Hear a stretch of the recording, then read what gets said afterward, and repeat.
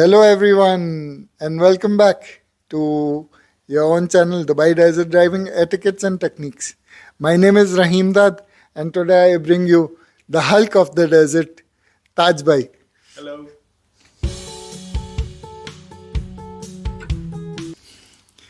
So, Tajj Ali, welcome to my channel. It's a pleasure to have you back, and we will discuss your story in details today. Thank you very much for having me over here. It is my pleasure. Coming back from Pakistan after such a long time and being back to UAE, which is actually my country where I was born, it feels amazing. And being with you, all those old memories have come back. So yes, looking forward to a beautiful and an amazing interview with you. The pleasure is all mine. And we were reminiscing on some of those old memories. But one thing is for sure, you are senior to me in off-roading. So I think you said you started back in 2004, 2005. Yeah, it was 2005, yes. So how did you start? How did you come across off-roading? Who introduced you, or how was it that you started off-roading in the first place? We need to go back a long time for that. I was actually born in Fujairah. So Fujairah being a city which has sea around it.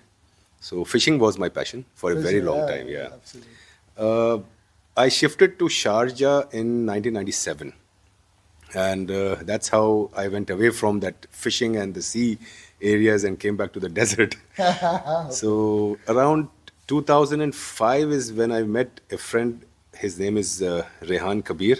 He was working with me in a bank where I was working. I wouldn't like to take the name of a bank over here. I know where he was. Okay, that's He was working with me before he was working with you. okay. So why weren't you Psycho. Psycho, yes. So why weren't you impressed with his off-roading? Because he used to do off-roading, I think around 2002 is when he started. When I met him, he had a Jimny, Correct.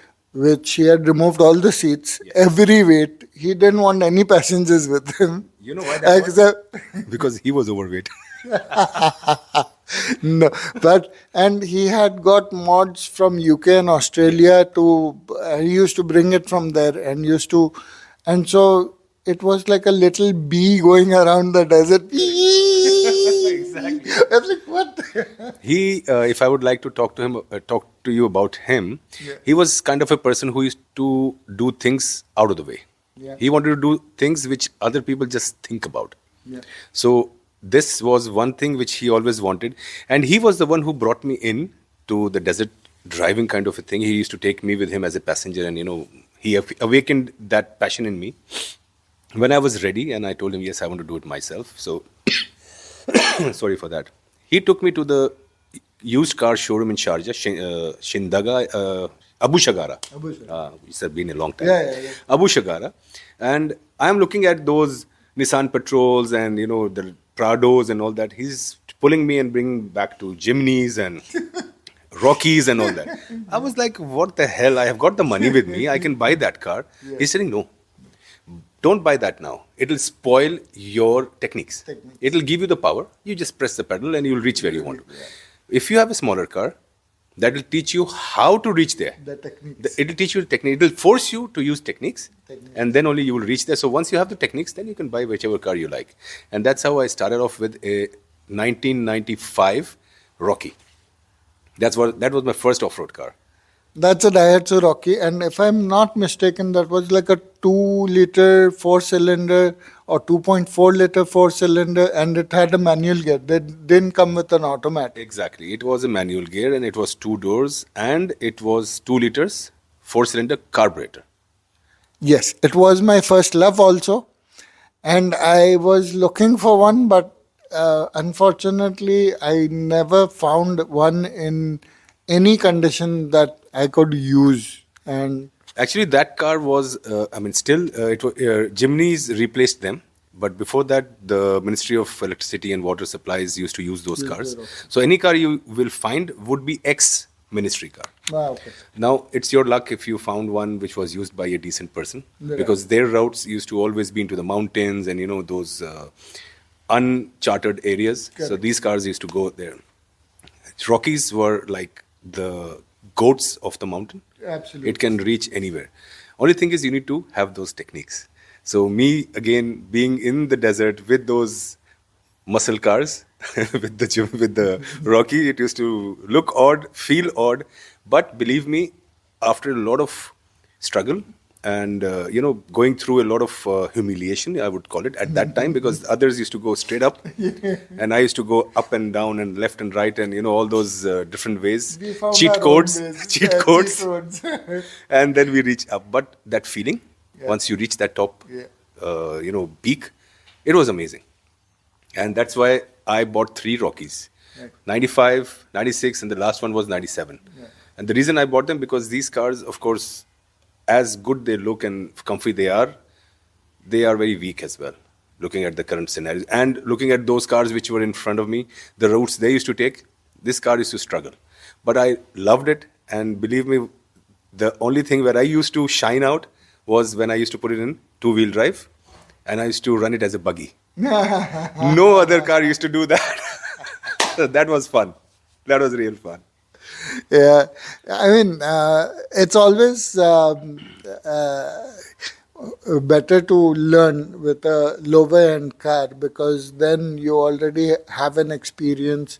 When you go to a higher end car, and I don't know if you remember Faisal Bhai, but he used to have a Prado.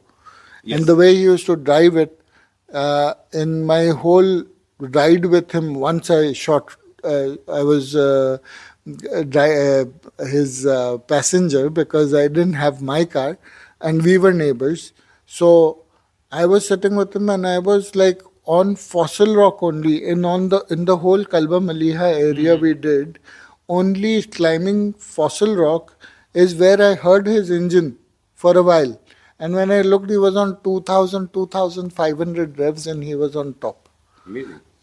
The rest of the drive, I never heard the roar of the engine. Where other cars I'm hearing, struggling to reach on top, he would just.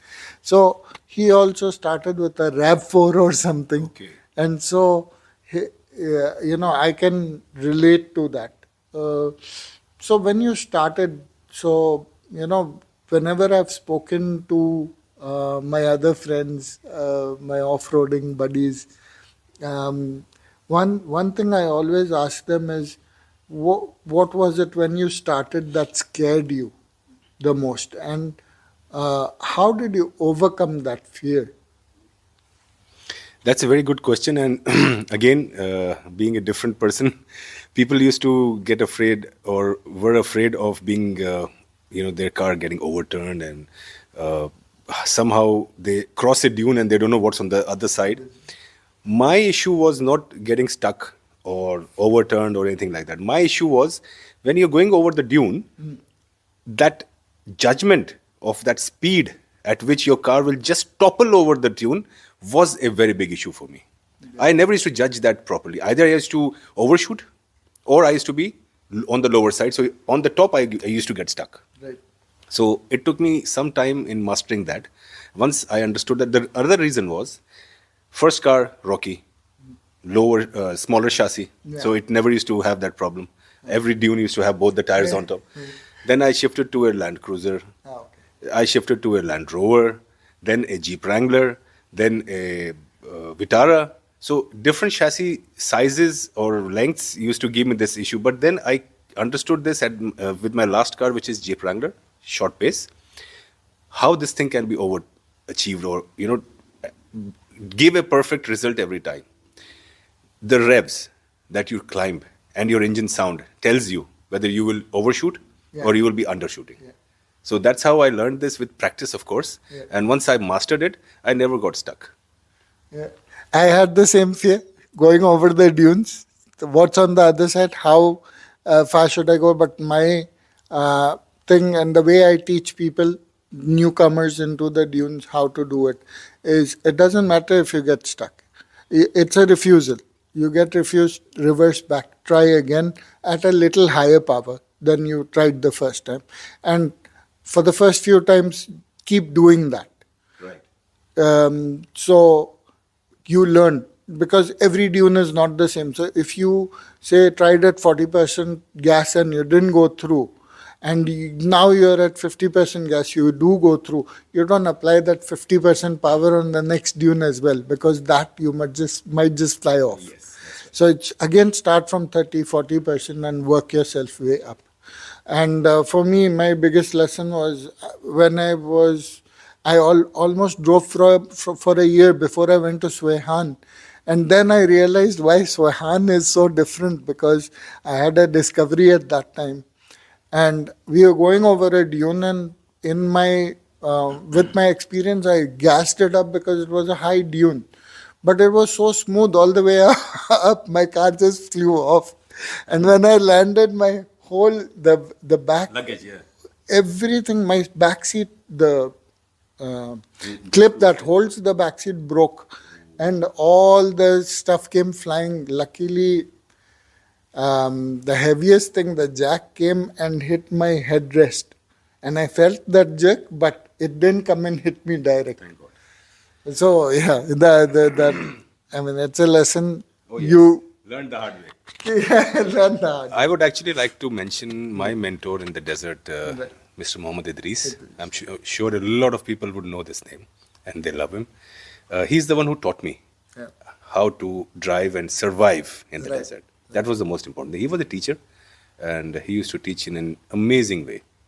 So what he used to do is he used to let himself or myself get stuck purposefully. Yeah, right. So that we can get stuck in different scenarios and then learn or find out ways to get out of it. True. I mean, he taught me how to get your car out when even all your 4 tires are stuck in the desert. Yeah, of course, it takes time, but your jack is enough for you to bring your all 4 tires out. There was a lot of things that he has taught us how to survive in the desert of the Liva.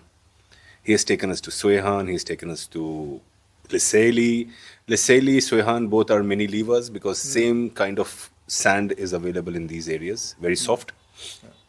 Area 53 is another good place where people like to go. Faka. Faka, yes. Faka is a very smaller area. Yeah, but Area 53 is one where you can actually learn. A lot of different shapes, dunes, depths. You will find everything over there. The variety is a lot because Liva is big, huge. But these areas, if you go there, it prepares you. Yeah. Now, you'll not find anything in Liva like the red, what's that called? The big red.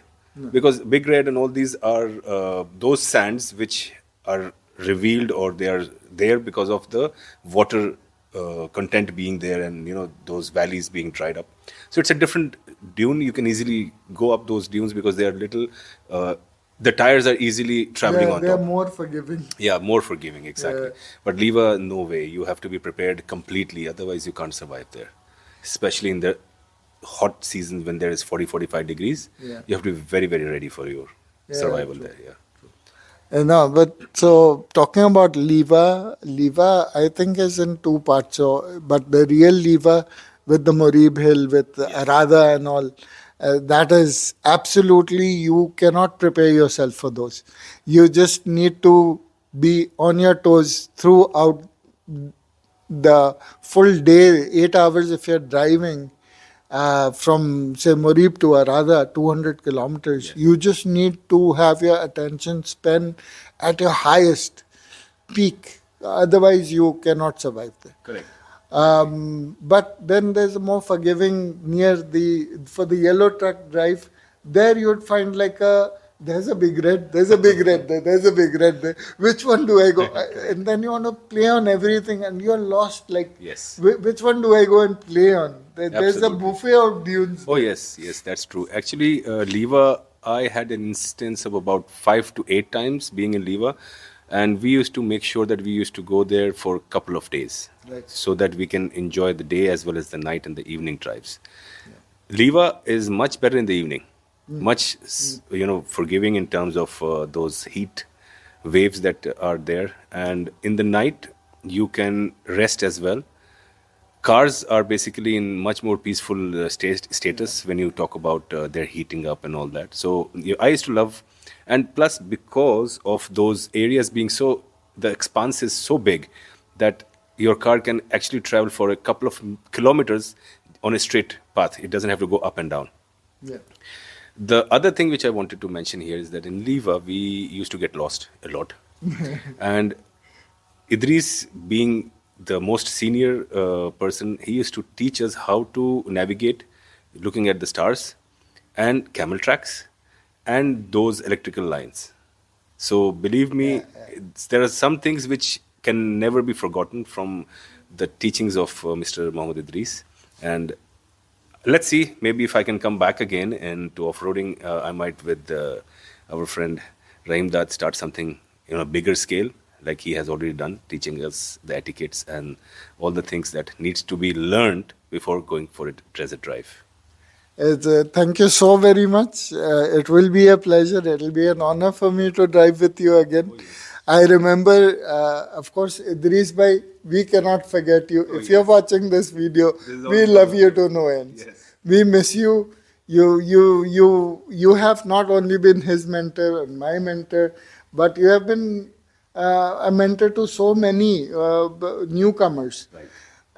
And that leads me to, when I joined back in 2007, 2008, what was happening is there were these huge clubs at that time with 4,000, 5,000 people, 10,000 people, and there were only 3 or 4 clubs. But around 2008, people started to have, their own ideas. They wanted to follow their own path. And so we got a lot of splinter clubs. Now, in those days of all these splinter clubs coming out of these big clubs, Idris Bhai went ahead and he started an academy, not a club, an academy. And because I was new, I wanted to learn, and I found my guru then in Sajj Bhai, who was chief marshal with the club at that time, Champion Dada. Sajj Bhai, haven't forgotten you. Sajj Bhai was Champion Dada. He was the chief marshal for one of the clubs, and I found myself learning and understanding my vehicle myself, my techniques much better under him. But you joined the academy which Idris sir had opened. And I want to know a little bit more because I really, my attention was that time just to get myself more well versed with how to drive in the sands on the mountains. But you were already ready to teach people. I think that's why the academy, and so tell us a little about that. Tell the audience a little about that. Sure. Actually, let's go back to that splinter clubs thing. I joined Dubai 4x4 with Idris Bhai, Rehan Kabir, and a few more.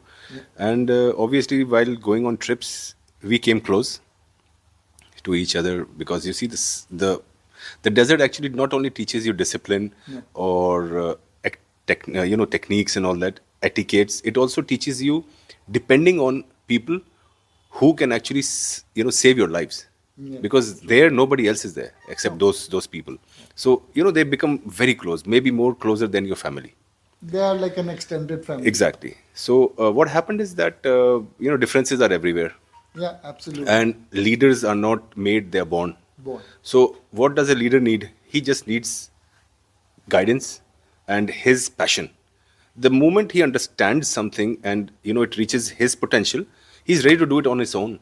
Yeah, true. That's how clubs are split, and people come out of the main and open up a branch. Yeah. Now, as you said rightfully, that Idris, also being a senior most person and a member of Dubai 4x4, had differences, which he thought were right and not listened to. His ideas and his ways were not understood properly. So he wanted to make sure that he will have his own domain, so that people can have understand his ways and practice it, implement on it, and see if it's right or wrong. Everyone has that thing in him. So he started off with coming up an idea with not opening a club, but an academy. Again, he being a teacher, I would say he was a teacher not by profession but as a passion. It was his passion that he wants to teach people. And believe me, he had techniques of teaching which even a small 5-year-old kid would understand. Yeah. It's that simple. True. So that's how me, Zulfikar, Gudubai, Naveen, Bonnie, that I can think of. When you're saying Naveen, is it the Naveen with the 2 E's or Naveen with the 1 I? Naveen with the 2-door Prado, Okay. gunmetal. All right. You know who we're talking about now. Then, because we always had this thing about the Naveen with the 2 E's and the okay. Naveen with the 1 I. One eye, yeah. The other Naveen that I am talking about is the one who was working in Dubai Cargo. Okay. Okay. Yeah. And he joined us a little later. Shibu Bhai. Shibu, Yeah, yeah. he used to be with us. So we all came together. Mohsin. Mohsin, How can I forget of him? course. Mohsin, if you're listening. Mohsin Rawal. Yeah, Mohsin Rawal. Yeah, that's right. So yeah, we all came together with this idea of having an academy set up. Yeah. It was not an academy like we used to hire or let's enroll people to go through some courses and give them certificates. No, nothing like that. But yes, why an academy? Because whatever we used to do it in a way that we teach people. Teach people. We enlighten them and we make sure that we add some value to their knowledge. Every time there is a stuck, we used to call everyone, please come, have a look, how it's done. Normally that is not happening or not seen in other clubs. Why? Because they find it as a threat. When you Yes. are tied up, if something goes wrong, what will happen? Idris used to make sure that even if something goes wrong, there is a plan B. Yeah. You are safe on all the ways. the ways. Because he was experienced and he knew that if this breaks, this will happen, so let's take care of that as well. True. And he has taught us things from the base, the grassroots level, till, I would say, more than an expert. Yeah. Because he used to put his passion into it, his heart into it. Absolutely. Yeah? So, yeah, there were a lot of things. Again, the reason why an academy was established and the good thing that happened. Idris had connections in the government, so he took up a contract with Sharjah municipality, the BIA environment, and we went through a drive all the way from Ras Al Khaimah till Abu Dhabi, and letting people know how to take care of your desert, how to take care of the environment, not to litter it, and a lot of things which are off-road, which were not off-road related, which was just to take care of your environment, because this is a gift from God. Absolutely. And we need to take care of it. Then we used to conduct rallies. Yes. We have marshaled for a couple of them in Dubai, Sharjah. So yeah, all those things, we were not going or taking part in those things because we used to get something or we are going to get something. No, nothing like that. We learned a lot. Yeah, true. And believe me, those things that we learned, if they did not come of any use immediately, they will one day or the other come into use. There are a lot of people now I know, my friends who are registered marshals in Yas. And I'm very happy. Sammy, if you're looking at us, if you're seeing this video, can't forget you, man. Sammy is one of them. Our Saad Bhai. Saad Bhai, Yeah. There are a lot of them. He had registered me with EMSF. Okay. Saad Bhai registered me with EMSF, Emirates Motorsport Federation, because of which I got to marshal events like the Desert X, the bike, Right. the Desert Bike Challenge, the Dubai Desert Challenge. I marshaled that. I was time marshal on one of them. I was the track marshal on another occasion. I did marshal runs with Gulf News Fund Drive for a very long time. Eventually I did get offered for the Formula One, but that's more taxing because I was doing a job at that time and I couldn't go in the weekdays for the practice runs and also I couldn't do the Formula One. But yeah, Saad Bhai was or still is passionate about those things and he's still marshalling those events. Wow, amazing. Yeah. I still remember the day we went for the Green Clean Drive. Yeah. That was for Sharjah. And Sharjah government officials were with us. It was one drive which taught a lot of things. We collected a lot of garbage. Yeah, and males, females, enthusiasts, off-roaders, everyone was with us. And I don't think that those kind of drives are going on as of now. No, though there are still clubs. I have been on many of these drives. where you do a desert cleanup drive, but that's not enough because you're looking at less than a square kilometer which you are cleaning up, and you get tons of garbage. Yes. In less than like 200-300 square meters of desert, you'll find like tons, 3 tons, 4 tons of garbage. You'll need 2-3 trucks to fill them up. At least, see, what I'm trying to say is that So- the initiative Yeah. that you're talking about is club, limited to that club. Yeah, yeah. I'm talking about the government level. Yeah, government. And that can only be possible because, see, governments are ready to support you. Yeah. Government is the country itself. Correct. And anyone coming and telling, okay, I'll take care of this place, or I'll teach people how to do this. Yes. They would be very happy to help you out. Absolutely. We They're were very we were supportive. we were given maybe about 7 to 8 police vehicles Yes. as patrol. Yes. Ambulances. Food was there, Yes. and we were escorted throughout the way of the Sharjah territory. I think Alain also had sponsored water, so Oh, yes. Alain water was Yes, there through and throughout. Yes, so They- there are they a lot were of the big things sponsors. which this kind of initiatives help you. Even if somebody who's not interested would want to know about it, because this was again aired on the TV, on the national TV Yeah. as a news. So there were a lot. Even awards were given us True. on the momentum. Yeah, the mementos are given Yes. along. No, in Sharjah, Studies. Sharjah Airport Highway, there is Yeah. this place where there's a Sharjah Momentum. Yeah.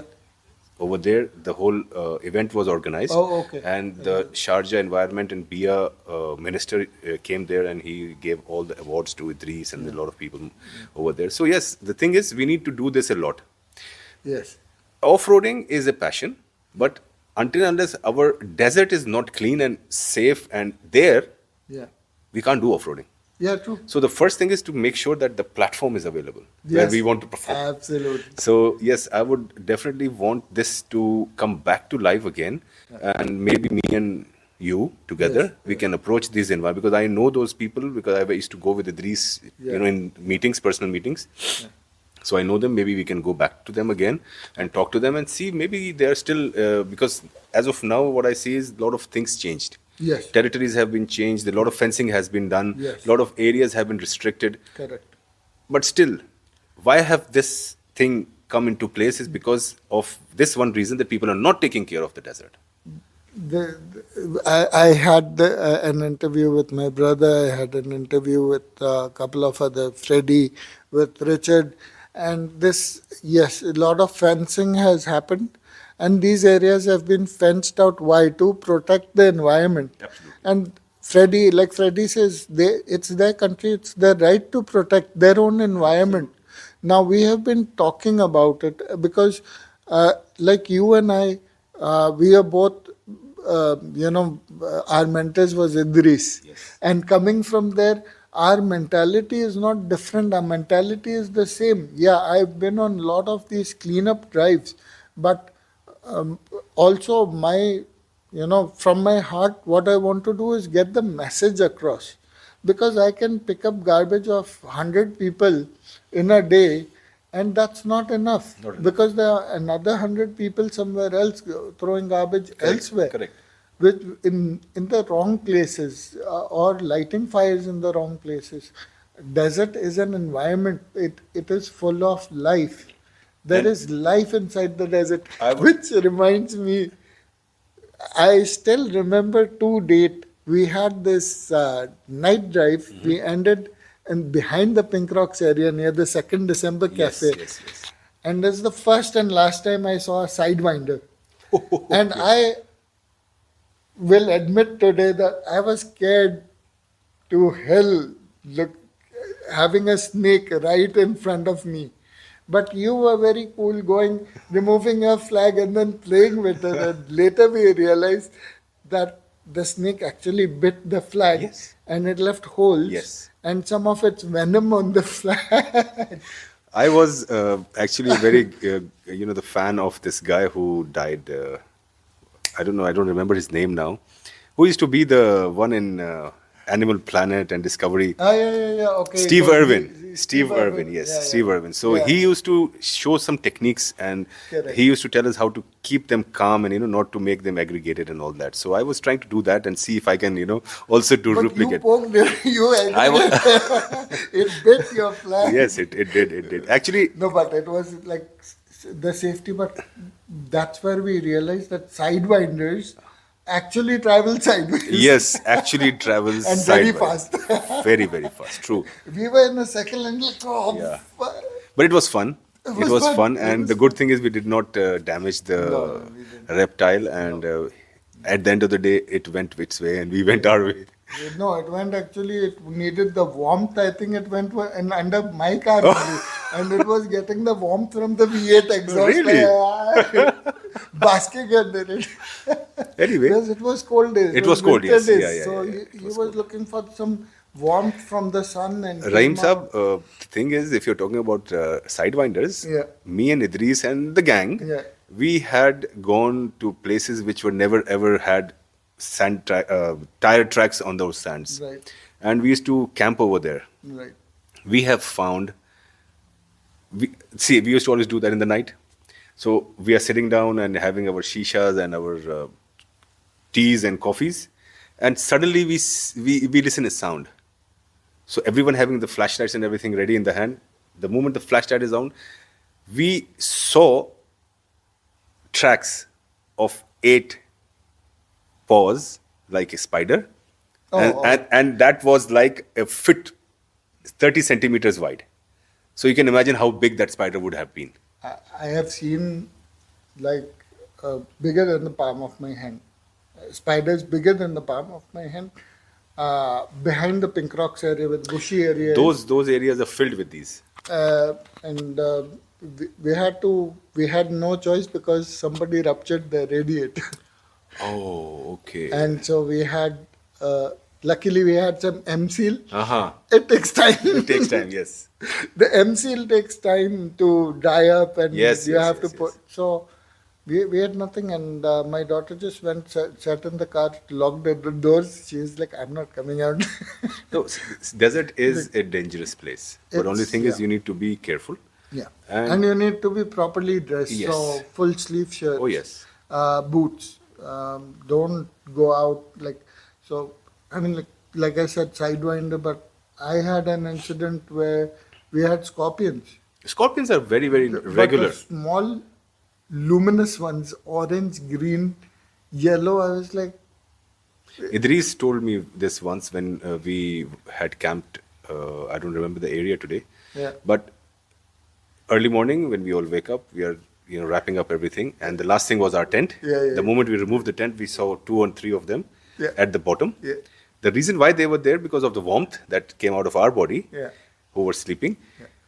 These small ones, luminous ones, are the most dangerous ones. most dangerous ones. Yeah. The bigger Scorpios, the more dark colored Scorpios, they are just giving us pain, but not Yeah. they're not deadly. They're not deadly. Yeah, so But that was this- one thing I learned from there. Yeah. And yeah, snakes, scorpions, spiders, these are all normal guests that you will see in the desert. Yeah, so it's not just the camels or. Oh, no. So I mean, people when they think about the desert, they think about camels. Now, UAE conservation community has done brilliantly. So if you go into the right area, you see a lot of gazelles. You'll see some oryx. Okay. But yeah, these are there's so many fauna and flora in the desert, and so this is the environment we are talking about. This the environment we want to preserve for future generations to come, because Absolutely.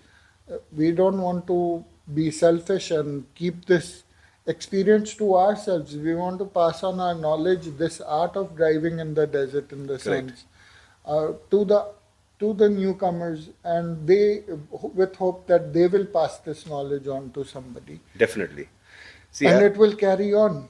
And so, if we don't have our deserts and they're all fenced off, if we don't take care of our deserts, then we don't, like Tajj Bhai said, we don't have a place to drive. exactly, yeah. We need to make sure that we preserve things for our future generations. Yeah. Now, preservation doesn't mean that you keep it fenced and they can only have a look at it. Okay, this is the desert. No, they Yeah. should have the opportunity to actually go onto the desert, feel it in their hands and under their feet.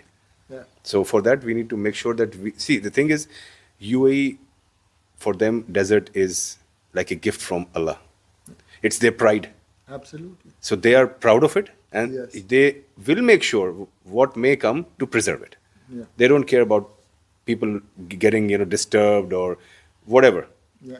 They will make sure that the desert is preserved. So if we can assure them, make them comfortable that yes, we will take care of it if you are using it, Yeah. they will allow us like they Absolutely. used to. They do. They did.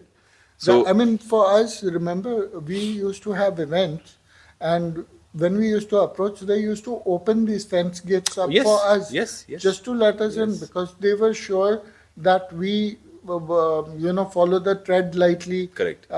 Leave only your footsteps behind. Yeah. Drive on one trail. Don't, lot of time we say don't, because it's some of this grass or the flora is food to some of the animals Yes, out there and we in the destroy it, desert.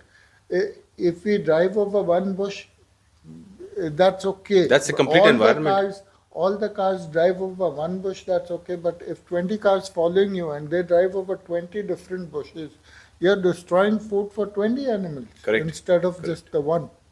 You remember the Kalba Highway? Yes. On Kalba Highway, I don't know if you have noticed, I'm sure you must have, there used to be stations where, buggies and 4x4s used to stay there on the main road. Correct. And they used to be ready for any emergency calls to go into the desert. Yeah. That thing was introduced or suggested by Idris Okay. to the authorities, so that, earlier you used to call somebody, they used to come from the police station. Yes. So that is to take time as well, and those people are not fully trained No. to take care of, and a lot of times we used to call them and they used to call us after half an hour, 45 minutes that we are stuck. Yeah. The car True, is broken. True. So they hired people who are experienced and experts in driving in the desert, Yeah. and they used to station them near the desert. Near the desert. This was introduced by Idris. Desert Lions was the ones who came up with this. So this is new to me also. Although I've seen it, but I didn't know that it is Idris Bhai's brainchild. Hats off to Idris Bhai. He's done so much for us. We had actually offered them that we will volunteer for it. But then obviously there are a lot of protocols that they have to look after it as well. So at the end of the day, the purpose was fulfilled. And I'm sure that there are a lot of benefits that came out of it for people, especially in emergencies, Because we have seen a lot. Yeah. We have seen really, really a lot in the desert. Absolutely. We have seen foreigners who have just come here on visit, and obviously people come here. The desert is, the bucket list. In the bucket list, going to the desert is like first or the second option.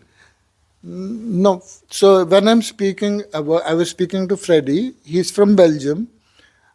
He came to Saudi first, and it's the first time he saw a four-wheel drive.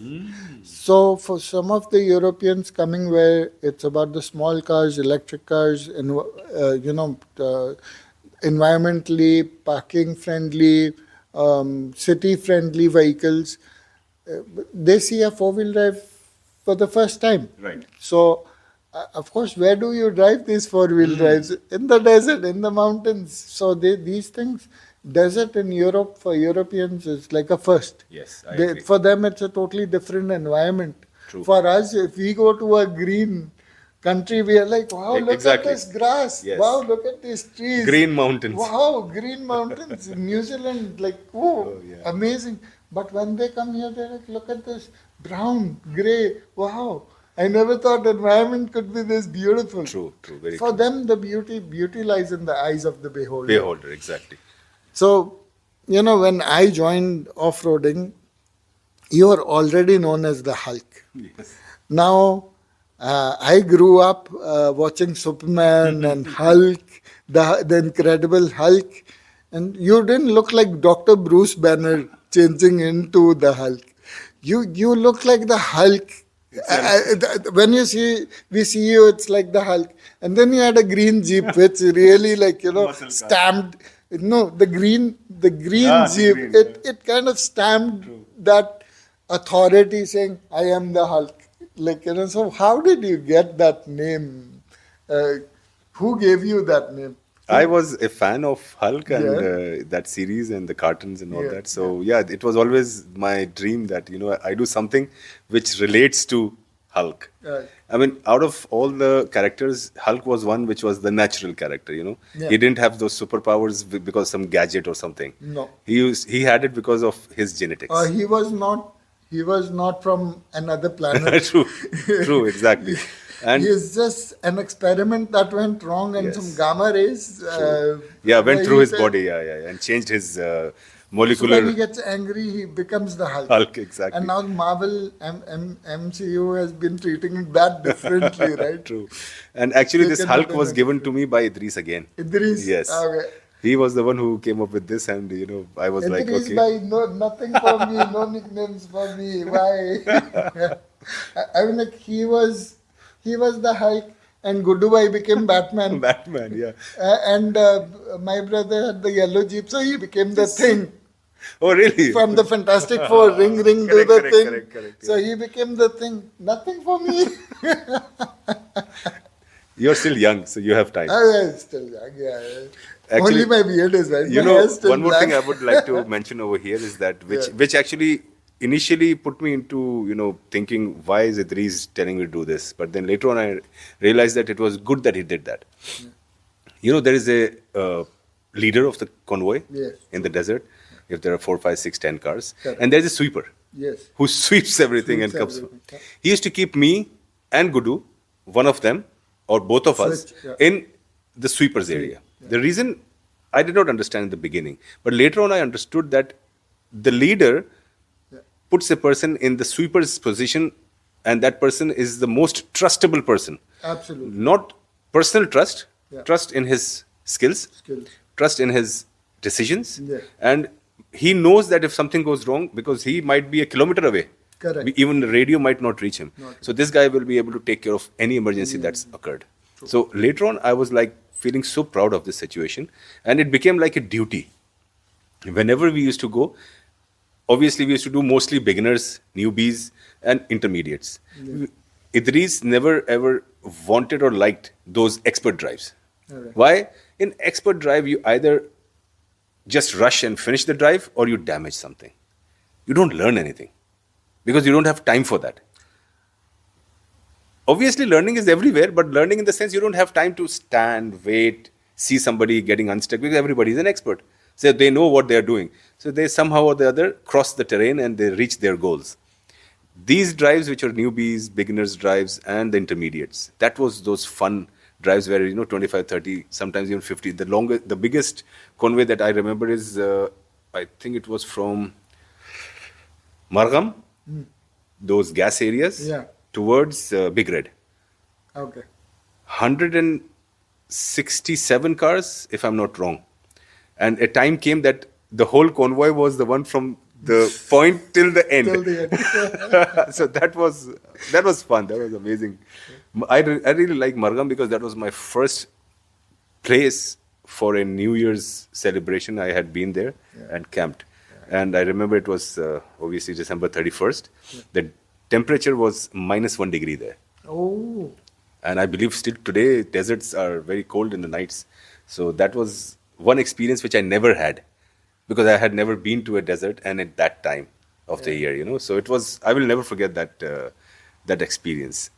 Yeah. I mean, the coldest I think I can remember was Liva Desert in December. I think it was around 8 degrees, but it felt like 4. where I couldn't.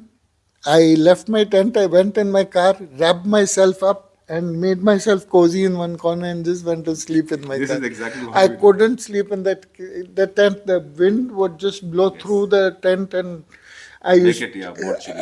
It didn't matter how many blankets I put on or how many sweaters I put on. Just whoa. So that's about reminiscing in the good old days. And then you had a tough time, and you had to go back to Pakistan. Yes. Everybody goes through a phase. I was off for 3 years. I don't have a job. Out of that 2 years, I've been out of the desert, and finally I decided to come back into the desert. That's a good For the viewers who are following me, you already know my story. But I'm so happy that you're back. I'm seeing you after years, 5 years, 6 years. Maybe longer than that. Yeah, you had gone for 5, 6 years. I had gone for 5, 6 years. 6 years. But we met long before Long that. before. We met somewhere in 2008 or the end of... No. We were in touch till about 2010, 11. No, the first time we met. The first time we Yeah. met was around 2007, Yeah, 2008. exactly. Yeah. We were together for My 3 last years. desert drive with Yeah. my own car Yeah, was yeah. 2012. 12. So I think till 11, Yeah. I was in touch Yes, with you. yes. We used to go Dubai, you, Yeah, yeah, yeah, yeah, me, yeah. Karam. We used to go out. We used to, Zishan, if you remember, Zishan and Yes, yes, Ghazampar, yes, yes, yes, brothers, yes. Prado, short wheelbase. I remember. Yeah, so we used to, like Karam says, drive that never happened. Hmm. Nobody knows about it. Taj bhai, ready? Yeah, ready. Let's go. Chalo. Yeah, that's But true. my favorite drive that I remember from, let's go back to the good old days. My favorite drive, one of my favorite drive was with Jamal bhai, JJ Jamal. Yes. It was a Wadi drive. He took us to a Wadi which was beautiful. It had running waterfall in it. I'm not sure if that was Wadi Varaya, and I just went to heaven and I missed out. It wasn't Varaya, I think. No, it wasn't. It was Varaya. somewhere in Fujairah. Yes, it was the area behind Friday Market. Yeah, it was the area behind Friday Market. You're right. I remember that too. I don't remember the name of that Wadi. Even I don't remember. But And now there are very few wadis left because all of these dams and everything's been built. Of course, UAE wants to improve its Yes, infrastructure. And so, yeah, you'll still find water in some of these wadis, but not like flowing waterfalls Obviously. like before we had in Hatta or in Fujairah. True. Some of those wadis. Wadi Varaya, I never had the opportunity. They Actually, Wadi closed Varaya, I it in remember 2000. when I came, I was here in 2018, Yes. or maybe the end of 17. I had a chance to go there. It was still under construction, and they were still trying to develop the area. Yeah. I'm not sure if it is done yet. No, so it was closed since 2008. Yes, and They closed it in 2008 for reasons where it was again like they're fencing out the deserts now, that fenced it off to preserve it. correct. Because a lot of species were found in that area, 100 plus species, which are nowhere to be found in the Yes, world. yes. And they had to preserve that area, and people like spray painting, which leaves chemicals on the rocks. Yes. And it's very difficult to remove. True. Lighting fires on the ground, which again is harmful to the environment and kills a lot of insects. Insects get pulled into the fire because they get pulled towards light. Right. So they come towards the light and they get burnt. And these could be species which you'll never see again. So it was closed, and then now what they're trying to do is develop it into something, and they have been trying for a very long period. It's a UNESCO World Heritage Site. It's a now. conservation area. It's a conservation area. It's a UNESCO World Heritage Site now. Correct. And they want to open it, but something you can drive through, but not camp overnight or Correct. Correct. So that's one regret I'll have, that I missed Wadi Varaya. But Jamal Bhai's, coming back to Jamal Bhai, we still remember you. Yes. We remember your Silverado. Oh yeah, yeah. We yeah, remember yeah. you bringing the goat and everything to make mandi in the desert. Yes. Jamal Bhai was one. Straws, steaks, Yes. goat, rice, His drives oil. used to have a lot of variety in them. Oh, Used to have a lot of, again, I'll use the word variety for different levels. Like even a newbie could join it, an intermediate and an expert, and everybody would enjoy it. and I'll add to it, he was a very educated UAE national who understood the UAE environment. Correct. Rains, you should not go out into the wadi, but he knew how much what rain meant.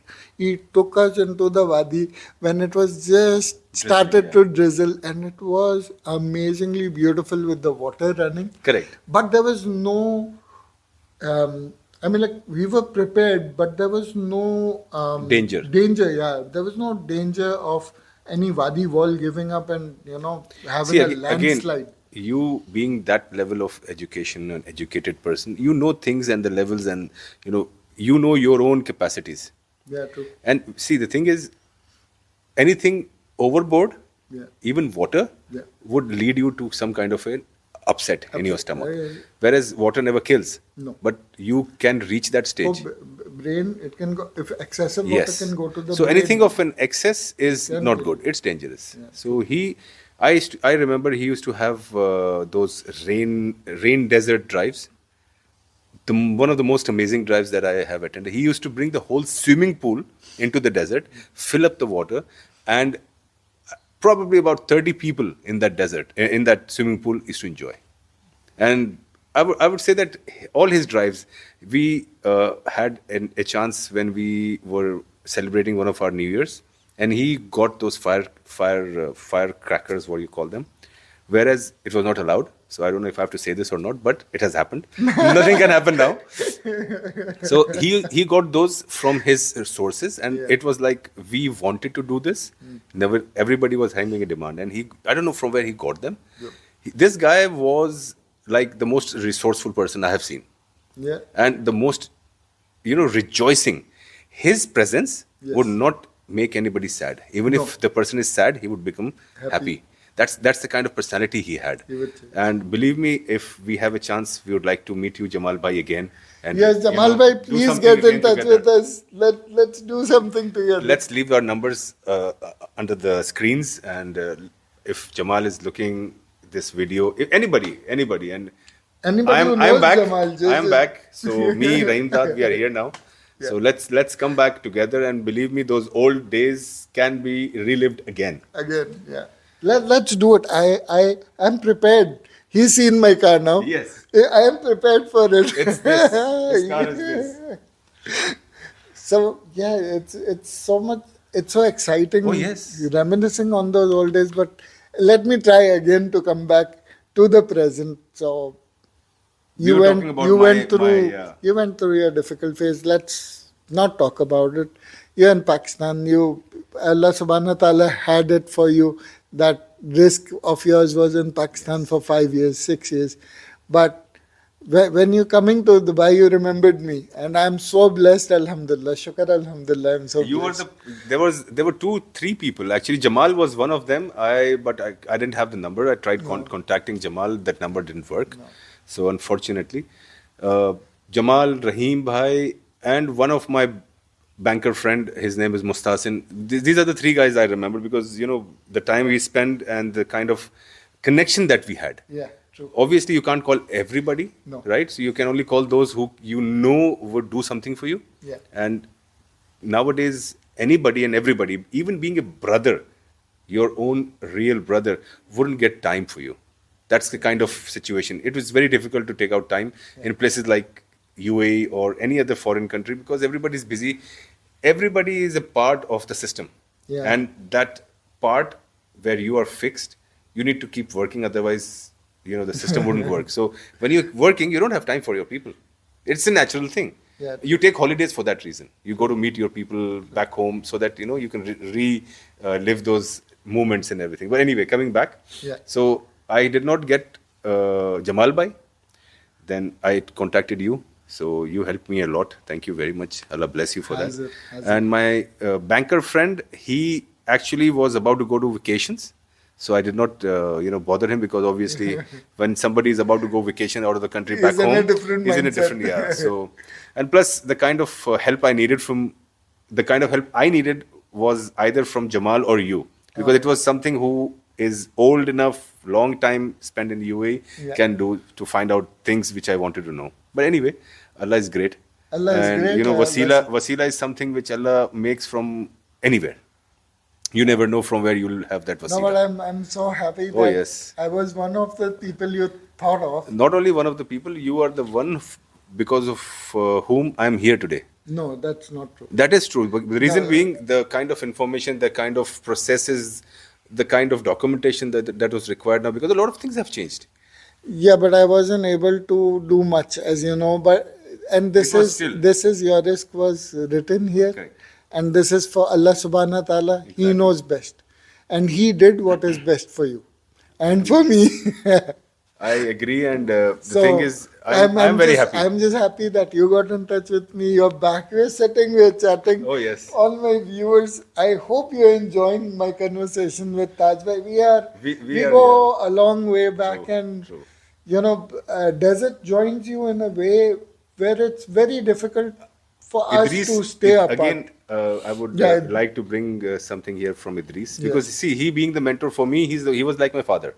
He was a father figure for all of us. Exactly. So he used to treat us like children, and he used to teach us like that as well. He used to sometimes scold me, Yes. sometimes get angry with me that why I did not do this, why I did this, why this went wrong. Yeah. So yes, he used to always say that desert never brings people together. He used to say desert welds people together. That's very deep. Very, very deep. You Remember need this. to Yes, understand this. desert doesn't bring people together, it welds people together. So that relationship never ever breaks. Ever breaks. That's so true. I mean, I've been through so many clubs. I've been through so many environments. I've seen so many people. But in us, it's like thousands of people.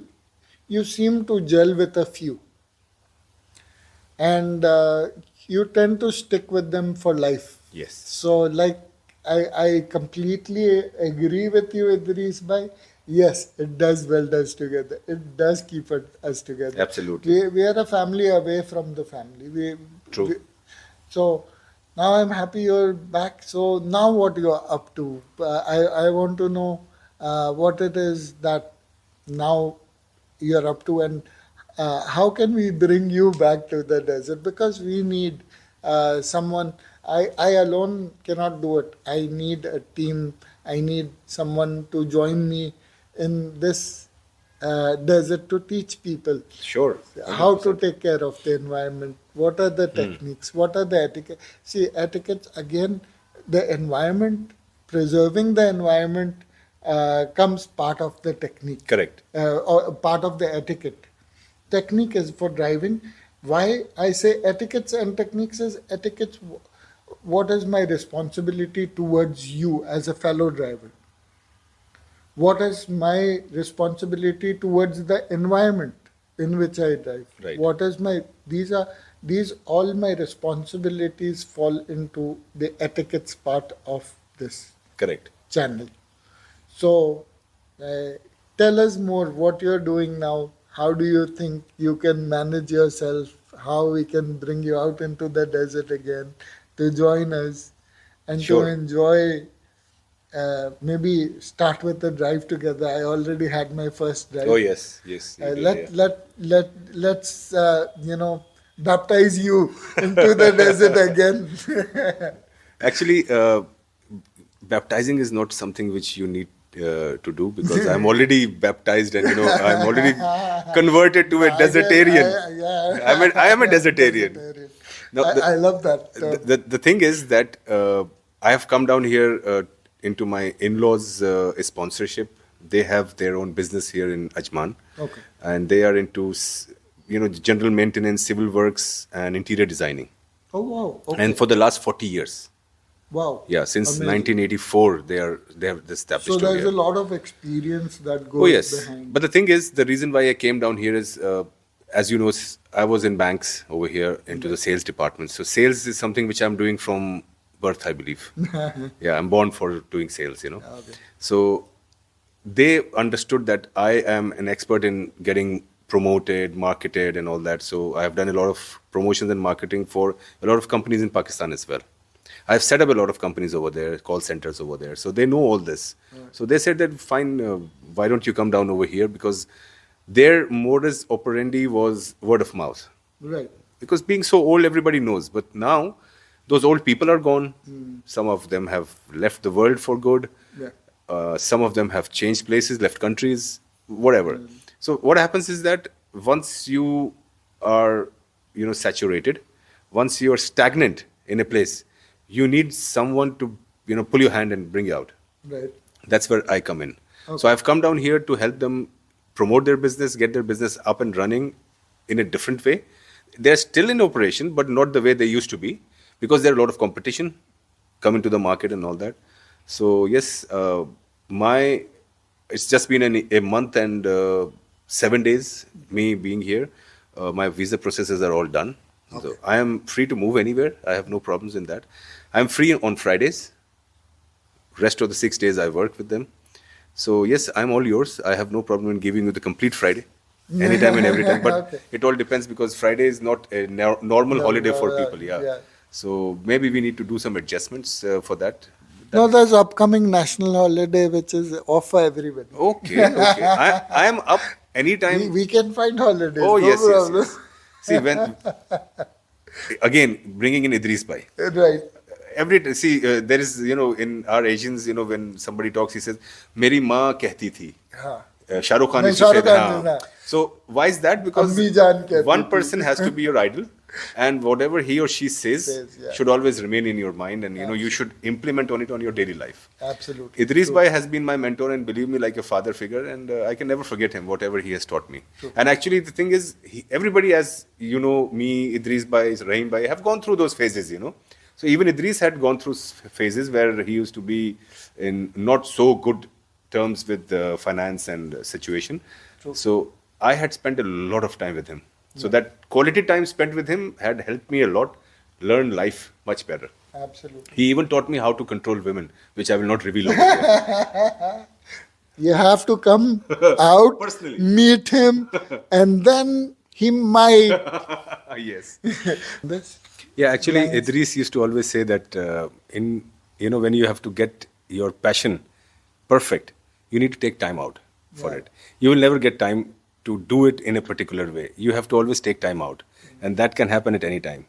I remember with Idris Bhai, we used to suddenly be sitting and having our lunch or dinner or breakfast, and he used to say, "Taj, what's happening? What are you doing?" I used to say nothing, and he used to say, "Okay, I'm coming to pick you up. Let's go to Liva, or let's go to Dalma." Oh. We have gone all the way towards Dalma Island, booked our car on the boat, took the car, went towards Dalma Island and spent overnight over there, and the next day we came back. Oh. We have done all that in just a spur of a second. So that's what I also liked about him. He used to make sudden programs without preparation and without anything, and then we used to, within a couple of minutes, think about our preparation, what we used to take with us, the petrol, the food, the accessories and everything, and we are on the way. And that adventures which I had done with Idris Bhai, I don't think I'll be able to do ever in my life alone. That person was a bomb with a full of energy. Idris Bhai, please come back to Dubai. We need you. We don't have a life without you. Where are you? Come back. Idris Bhai should come back, at least for a visit, if not for a permanent stay. You should come back here. There's a lot of room which is still empty for you, and you are still wanted over here. Yeah, now my want is increasing, but I never got that kind of quality time with you, and I didn't get to hear all your sayings. Oh, yes.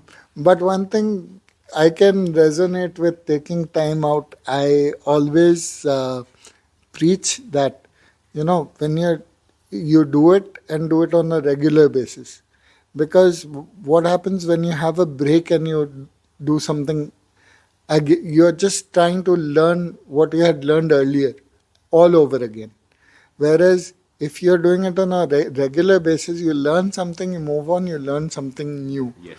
So when you make it your passion, when you make it your hobby and say, this is what I'm going to do, this is what I'm going to perfect myself on, do it on a regular basis. Take out time on a regular basis. I agree. See, the thing is, perfection always comes with practice. Correct? And practice needs to be done with passion. Yes. So that's what makes you even more perfect and an expert. Yeah. And that's what Idris Bhai is, and I believe he's still, whatever he's doing in Sudan, he's perfecting himself still as of now. So we need to, take those things, those learnings very seriously if we need to be somewhere in our lives. And I have learned a lot from him. Doing things with your complete heart, soul, with full passion is what makes you an excellent person. See, the success that we are looking after is a byproduct of excellence. So you should always go behind excellence, not success. Because if you are an excellent person, success follows you.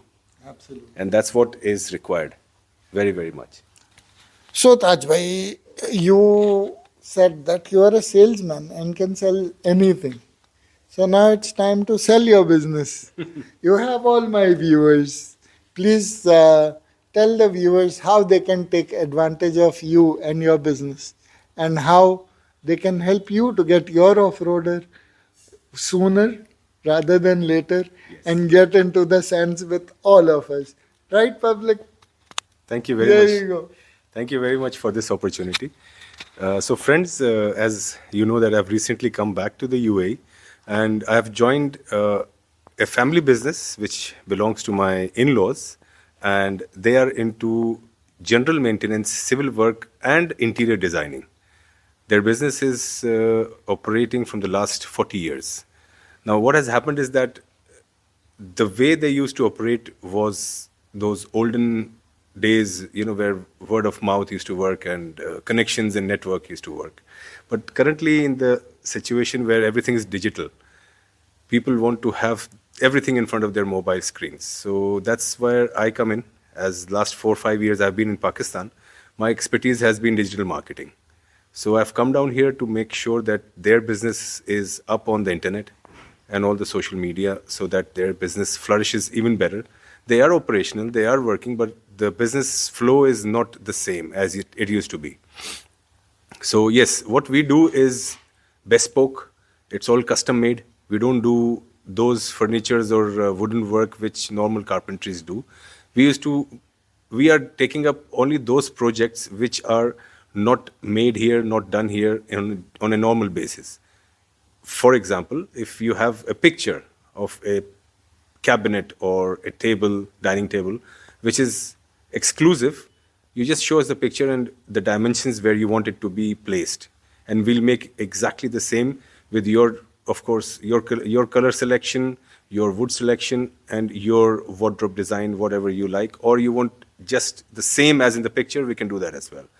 Plus, we can take care of all your interior design, your gypsum work, anything that you want where it comes to change how your current workspace or residence looks like. So yes, you can call me on the number that will be provided to you, and we'll make sure that things happen the way you want.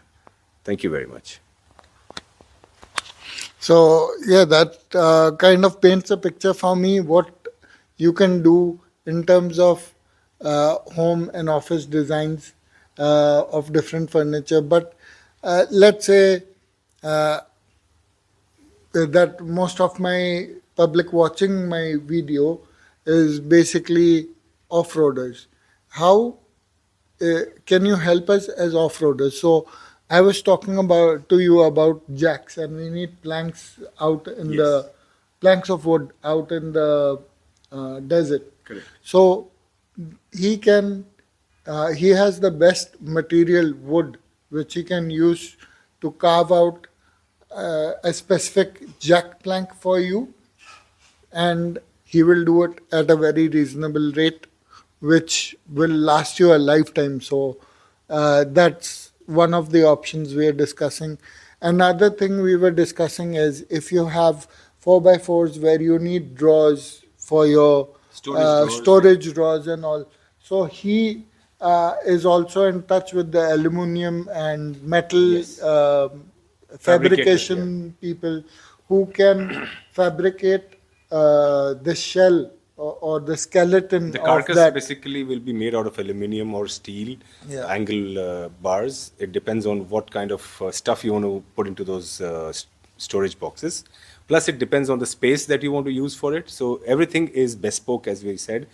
Your car needs to come to the workshop that we have. We will take the dimensions, design as per requirement. Maybe you want to just have a small space to keep in your air compressor or just the tools, or you want the whole back area of your vehicle converted into a storage compartment. We can do that as well. So it all depends on your requirement. As I said, whether you have it on picture or in your mind, it can be completed and realized in actual and put in front of you at a very reasonable price, of course. Yeah, and you can quote my name if he's not giving you a discount. That's a very important point. You need to tell me that you have come from Rahimdad. Otherwise, it will be a different story Or altogether. DDDEAT. Yes. The Dubai Desert Driving Etiquettes and Techniques. And techniques, yes. Yeah, so this Taj Bhai, that is fantastic. Thank you. I had a really heart-to-heart with you. I Oh, hope yes. my viewers enjoyed this as much. And although you had some personal stuff that came up in my last drive and you were not able to make it, but inshallah, next drive, I'm not going to take any excuses. I will be quoting it over here that I promise that not next drive, any drive which comes up, coming forward from today, I will be a part of it. Yeah, so yeah, it will be my pleasure to have you by my side. It's been a blast going through the past yes.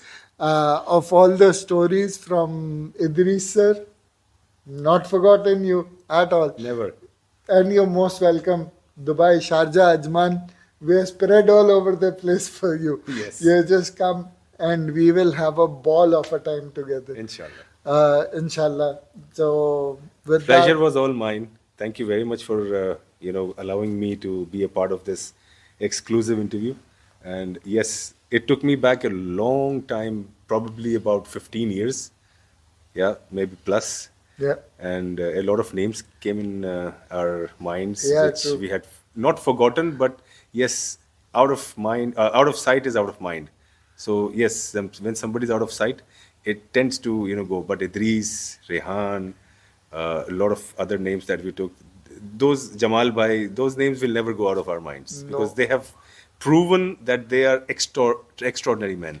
And talking about all of that, we did mention one earlier when we were speaking, but for our viewers, Abudi. Oh He yes, was Abudi. the short wheelbase Yes, Nissan Nissan Petrol, Petrol Capsule. Yeah. offshore guy, Abudi, Capsula. you are an amazing guy. You know, Abudi, I went through all your columns, all your write-ups on the website before joining off-roading, before even stepping into the sense. So my hats off to you, boy. Thank you. I would also like to mention here Sammy, who's Yeah. still here. And Sammy, if you are going to watch this video, get in touch. Let's do something together. Yeah.